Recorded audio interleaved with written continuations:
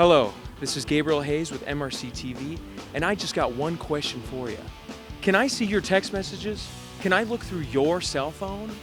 Now, recently we were down at the waterfront in Old Town Alexandria asking people if we could look through their cell phones, because apparently the DNC thinks that might be a smart way to combat the spread of COVID misinformation. Would you be okay if I went through your text messages on your phone? I guess it'd be okay. No. Why? Just to make sure that you're not spreading fake news or anything like that. I'm not. I don't have my cell phone. I just have it in the car. Otherwise, Okay. no. You Is wouldn't? that personal? Probably not. What if I told you that I'm the DNC and I need to go through your text messages to prevent the spread of COVID misinformation? I think that would be a violation of the First Amendment. I mean, my cell phone, I know that it's not like private data. That's like saying, can they look through Facebook posts? We're flagging problematic posts for Facebook? No. Not at all? No. No? Even though we're saving grandma by allowing access to your text?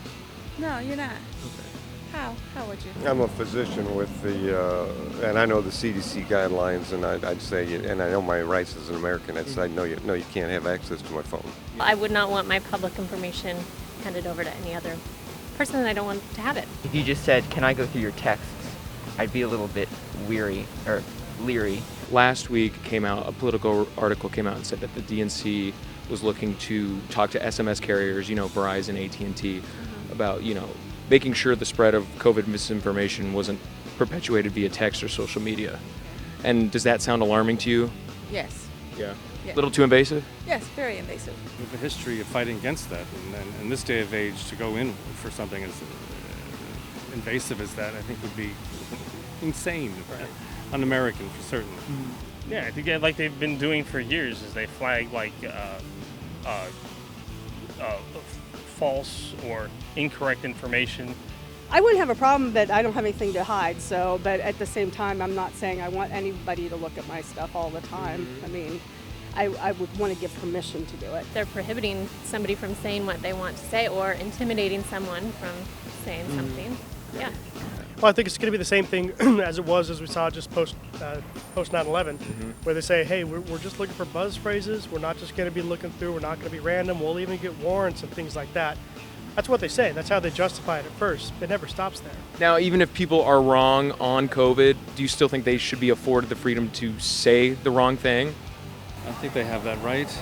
Yeah, I think, again, they're able to use their mind in their own way. They have to inform themselves, within reason, of course.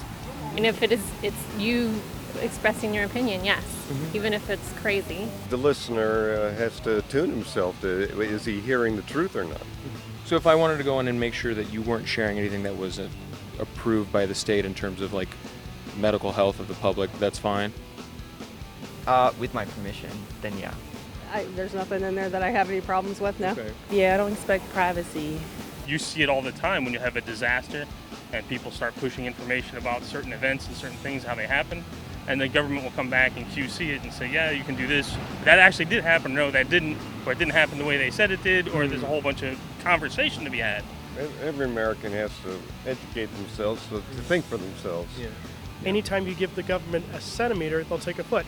And I think that's what's going to happen here. They're going to find stuff. It still goes back to the fruits of the poisonous tree thing. They're going to look for X, but they're going to find X, Y, Z, and beyond. They're going to prosecute you for it. They're going to try. It's a huge mess. That's why we should, that specifically is a violation of the First Amendment, but even stuff close to it that's not technically a violation, I still think is unwise.